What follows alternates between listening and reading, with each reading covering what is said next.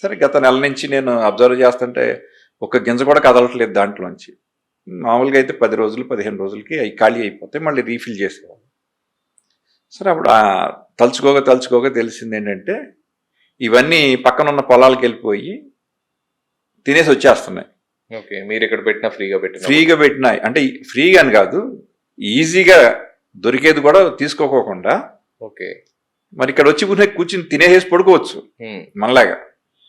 అట్లా పడుకోకుండా అట్లక్క స్వభావం పానివ్వకోకుండా ఎగురుతా వెళ్ళి ఏరుకుని తినే స్వభావం పానివ్వకోకుండా నెలన్నర నుంచి అసలు రావటం వస్తున్నాయి, వచ్చి తిరుగుతానే ఉన్నాయి, మా ఇంటి చుట్టూరు తిరుగుతానే లేదు. కానీ అవి తింటలేదు, ఒక్క గింజ కూడా తినలేదు.